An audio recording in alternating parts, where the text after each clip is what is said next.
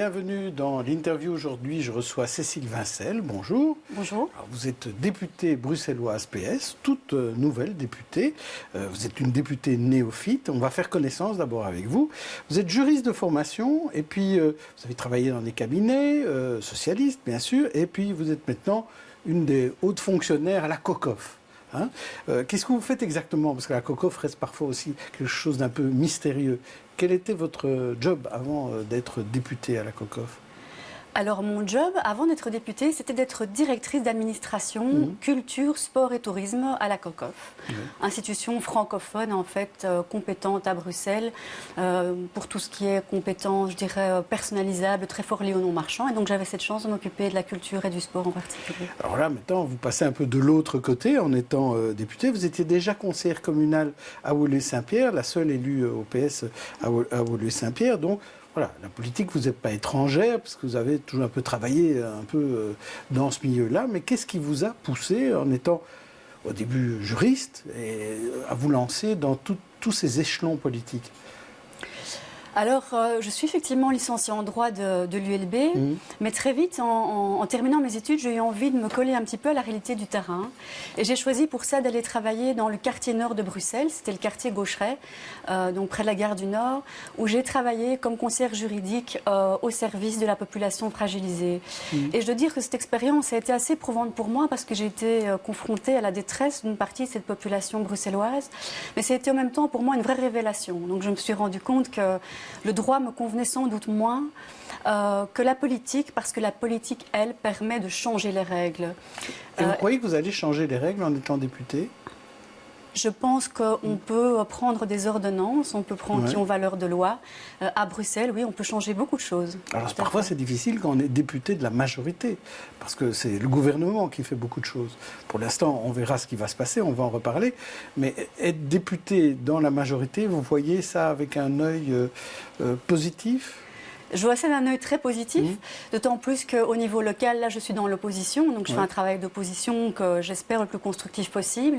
Mais je suis contente au niveau régional de travailler au service de cette majorité. J'ai grande confiance dans le prochain gouvernement bruxellois. Je ne doute pas qu'il mettra en chantier de très grandes réformes, parce que les enjeux sont importants pour ce qui concerne la prochaine législature. Mais je pense que nous, parlementaires, nous avons clairement un rôle important à jouer. Alors justement, vous dites nous, parlementaires, mais finalement, vous avez été élu, enfin vous siégez comme députée bruxelloise aujourd'hui, un peu par le jeu des suppléances, parce que vous n'avez pas été élu directement, même si vous aviez une bonne place sur la liste. Vous siégez en fait à la place d'un des ministres actuels, c'est ça, vous étiez la deuxième suppléante. Ça veut dire que si jamais la deuxième personne, le deuxième ministre ou secrétaire d'État n'est pas quelqu'un qui est issu des parlementaires bruxellois, demain vous ne serez peut-être plus parlementaire bruxellois. Est-ce que vous avez pensé à cette problématique-là, d'être juste député pendant peut-être 2 mois? Alors j'y ai pensé, bien sûr.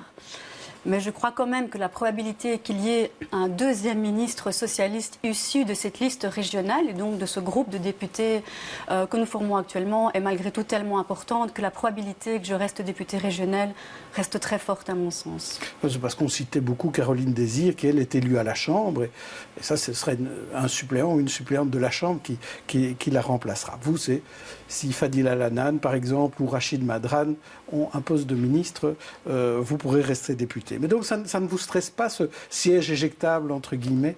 Non, ça ne me stresse pas. Ouais. Alors, en tout cas, qu'est-ce qui vous motive? On va revenir un peu à vos choix de vie et vos choix de femmes politiques. Je vous propose 3 possibilités de motivation. Représenter tous les citoyens, c'est la première. La deuxième, la lutte contre les parvenus, une phrase assez connue d'Elio Di Rupo. Ou la troisième, défendre les francophones. Qu'est-ce que vous choisissez comme motivation principale? Alors, entre les 2 premiers, mon cœur balance.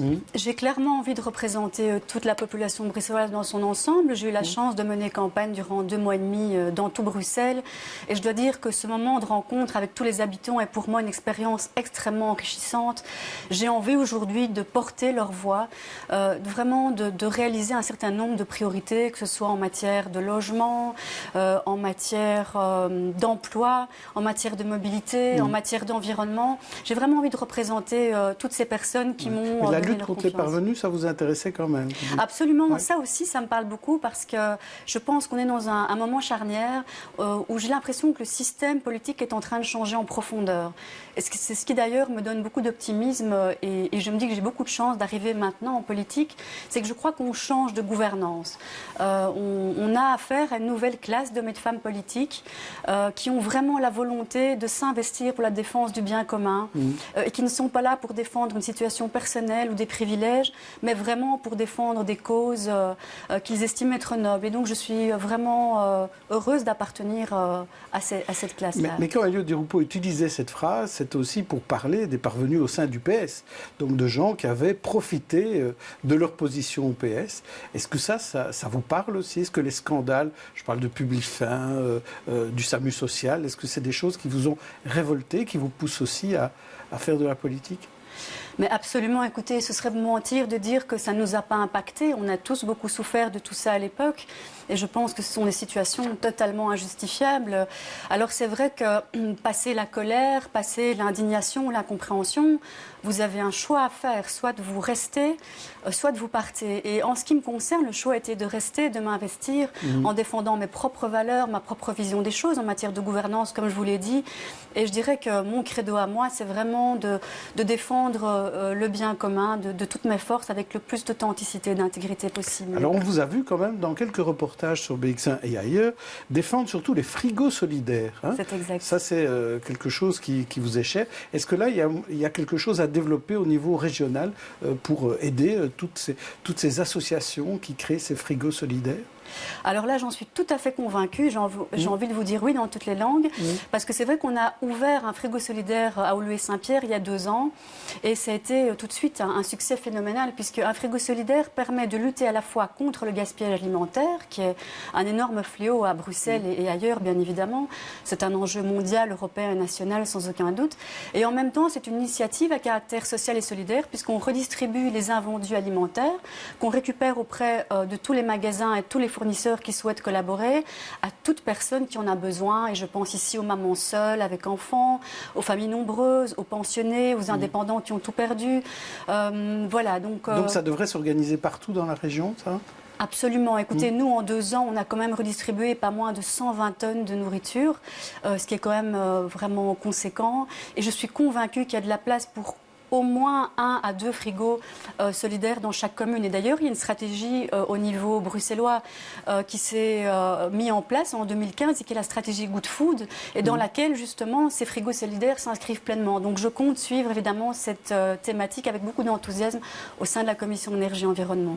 Alors, parlons un peu de l'actualité du jour. C'est le bureau du PS qui a dit que finalement, puisqu'on enterre le coquelicot pour la Wallonie et la Fédération Wallonie-Bruxelles, eh bien, on va appeler le MR à la table. Est-ce qu'il fallait vraiment attendre tous ces jours pour enfin se rendre compte qu'il fallait discuter avec le MR?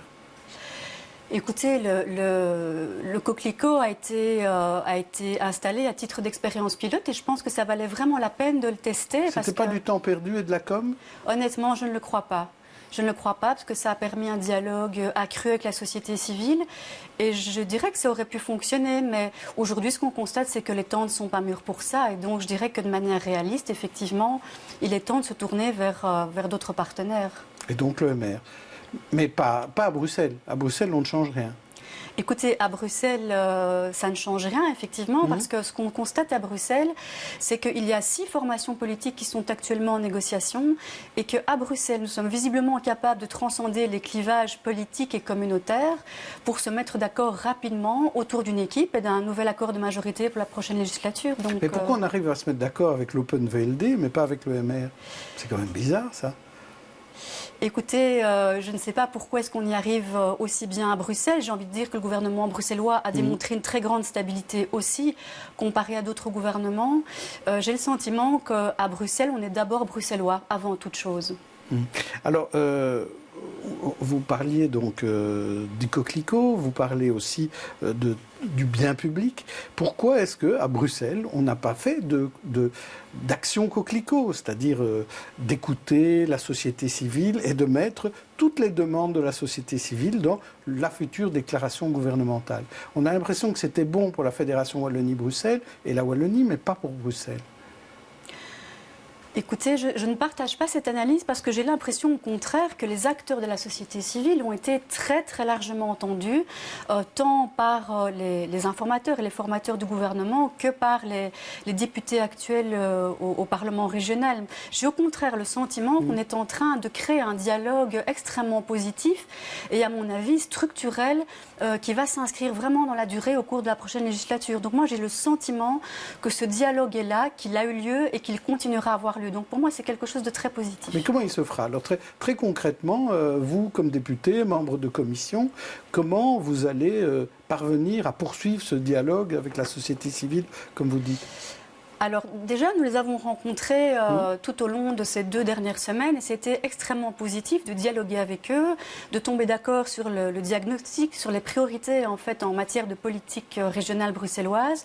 Je pense que la société civile est là pour nous rappeler nos engagements, ceux qui seront pris à travers l'accord de majorité, et pour monitorer avec nous les politiques qui seront mises en place, et ce dans le cadre d'un dialogue permanent. Donc je pense vraiment que ces échanges des visus doivent vraiment se poursuivre de manière très concrète et très régulière tout au long du travail parlementaire. Alors on va faire un peu de science-fiction, Cécile Vincel, puisque là il a fallu quelques semaines pour que le PS et Écolo parlent avec le MR. Combien de mois faudra-t-il pour que le PS parle avec la NVA au fédéral?